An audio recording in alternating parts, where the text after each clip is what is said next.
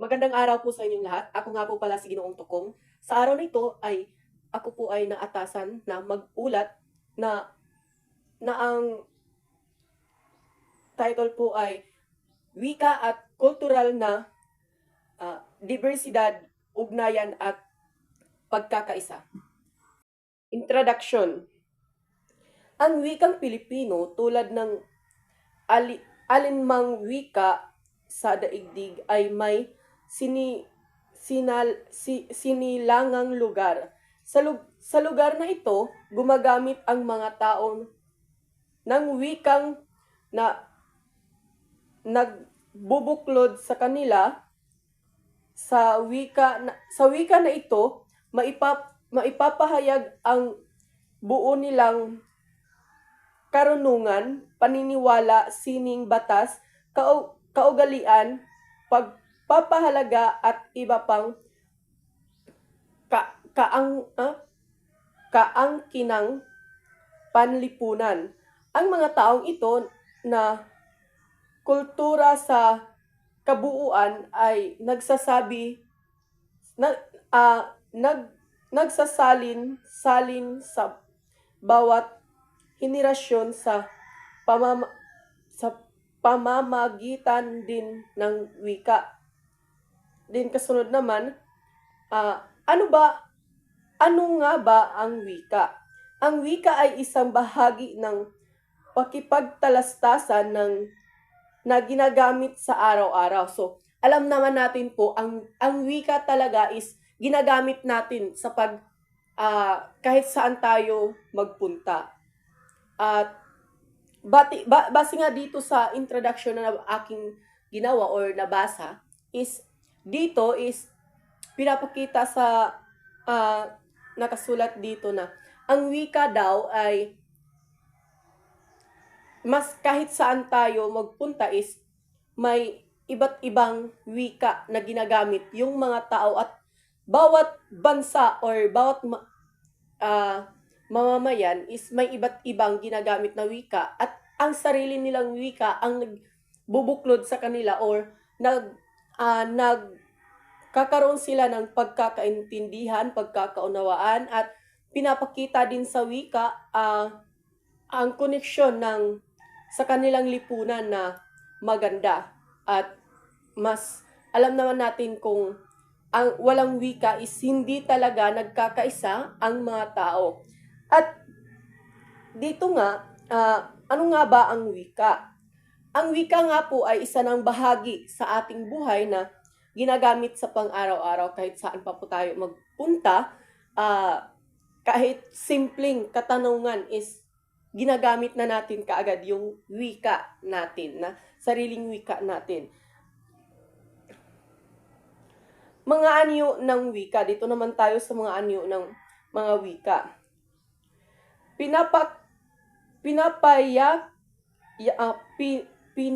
Pinakapayat sa mga anyo ng wika ang paggamit ng mga salita o pagsasalita. Tingnan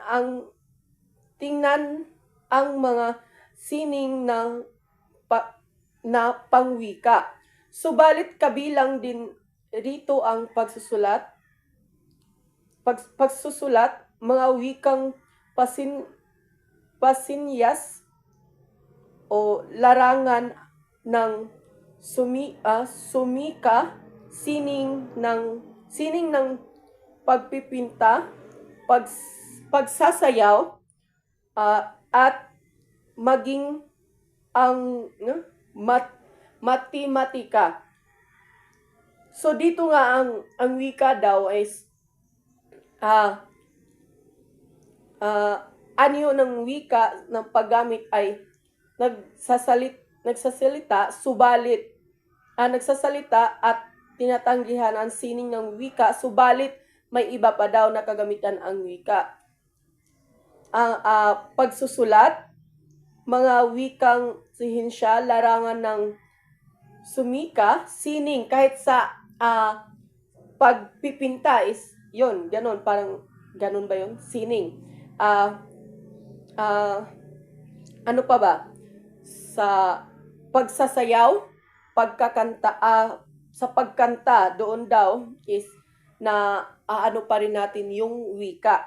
At kasunod naman, mga antas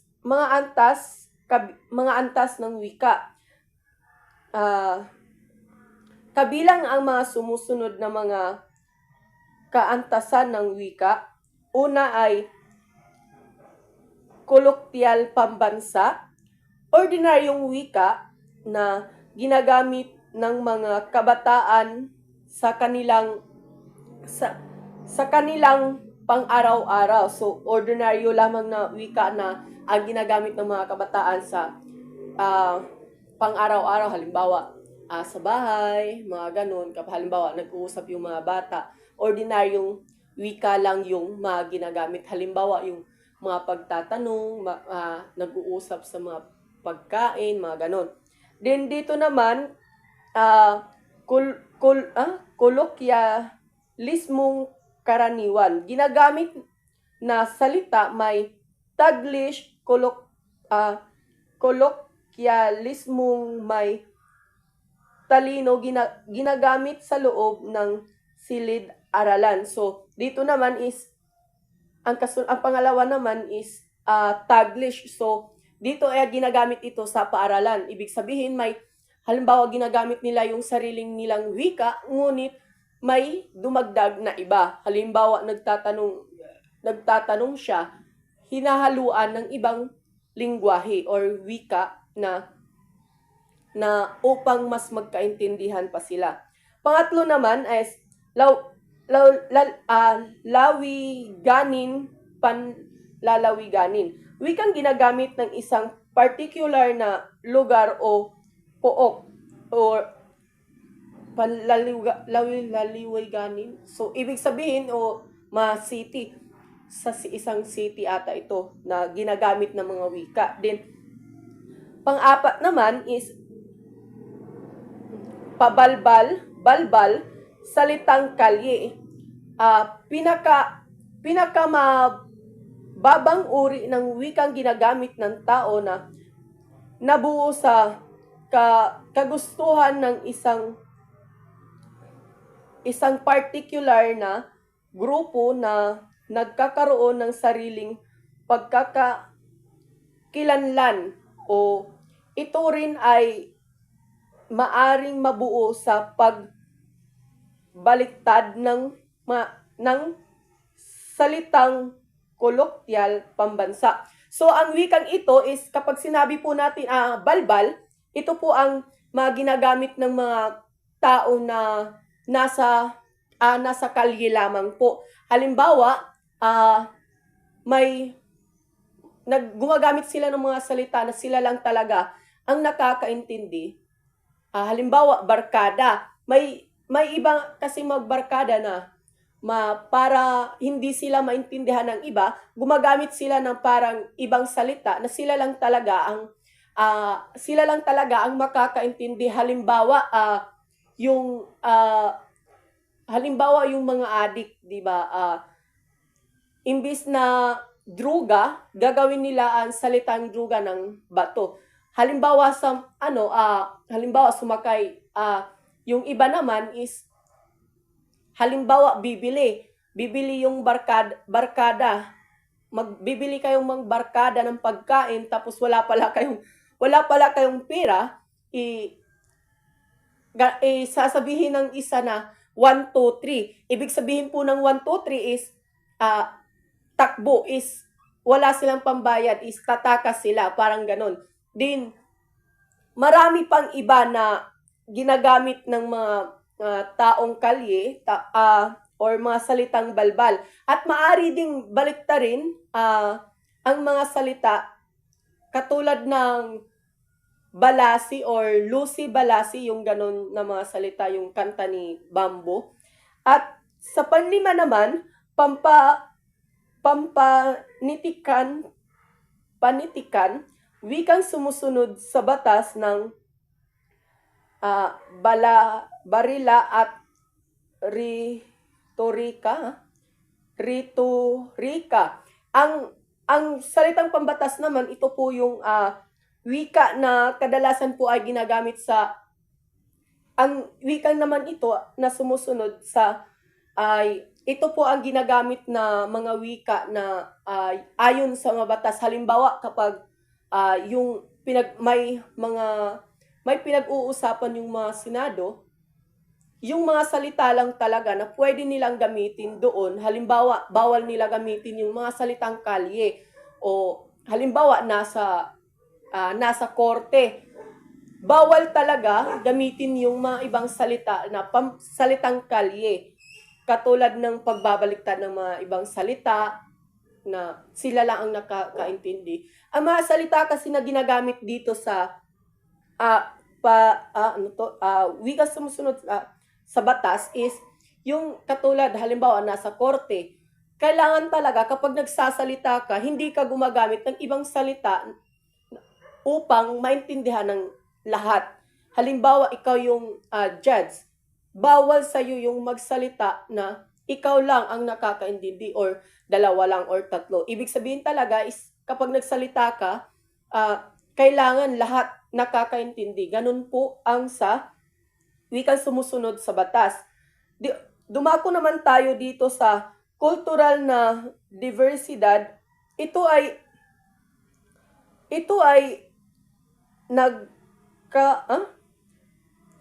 ay pangkabuuang pananaw ng mga tao sa isang lipunan sa mundo at sa kanilang kapaligiran.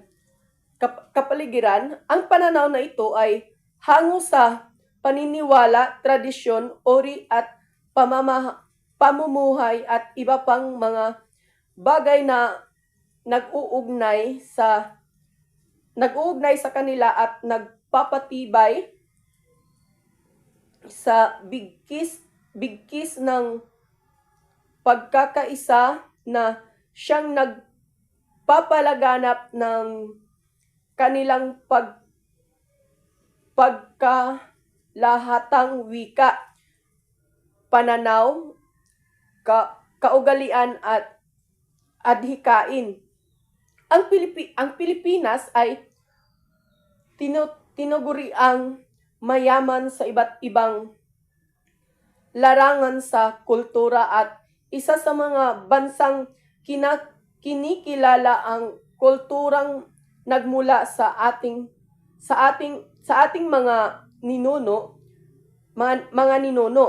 na impluwensyahan tayo ng ating mga ninuno, kaya ito'y ating ginagamit sa pang-araw-araw na pamumuhay. So, sa ating bansa daw, is ang dami talagang ginagamit ng mga salita.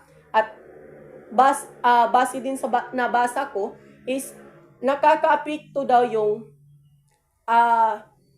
mga ninuno natin kasi iba din yung ginagamit nila ng salita, hanggang sa sumusunod na mga tao is may nagbago na naman yung ibang salita, ngunit is meron talaga tayong ginagamit na pangkalahatang na ginagamit na upang magkaintindihan tayo.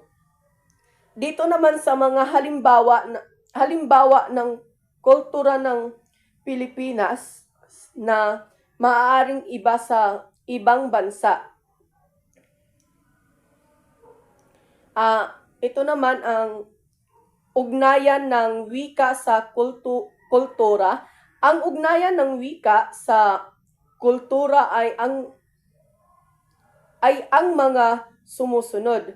Dito naman, ang kultura ay hindi maipapasa o maipapahayag sa isang henerasyon kung walang wika. So, ang kultura daw is hindi maipapasa sa mga sumusunod na mga henerasyon kung walang wika. Ang isang kultura ay hindi mabibigyan ng anyo sa diwa at sa loobin kung walang wika. So, ang kultura daw is hindi mabibigyan ng anyo or ibig sabihin, kapag walang wika, hindi mabibigyan ng mas saloobin kung walang wika. Ang sunod naman, ang nag-uugnay sa mga tao sa isang kultura, sa isang kultura ay ang wika. Dahil dito ang kultura ay madaling maintindihan maging sa mga taong hindi napaloob sa tinutukoy na kultura. So dito daw, ang nag-uugnay daw sa mga tao talaga is ang sa kultura ay ang madaling maintindihan ibig sabihin kapag may ginagamit tayong wika, madali tayong magkakaintindihan at tinutukoy din dito ang kultura. At sunod naman ang pagkakaisa sa wika. Dito naman is pagkakaisa ng wika. Tunay na mahalaga ang pagkakaisa para sa Pilipino na kilala sa pagiging malapit sa isa't isa. Kilala sa malapit sa isa't isa, ngunit hindi ito nakaka-meet kung hindi nagkakaunawaan ang bawat membro ng pamilya. So, tayo daw ng mga Pilipino is, kaugilaan talaga natin is yung mahilig mamansin ng kapwa natin Pilipino. At kahit saan pa naman is talagang mahilig tayong pumansin ng tao. Pero hindi daw natin ito magagawa kapag hindi tayo nagkakaintindihan. Yun nga po, sabi dito na kailangan talaga gumamit ng wika upang magkakaintindihan tayong mga tao or Pilipino. Maraming salamat at yun lamang po ang aking party na inuulat at maraming salamat. Magandang umaga po sa inyong lahat.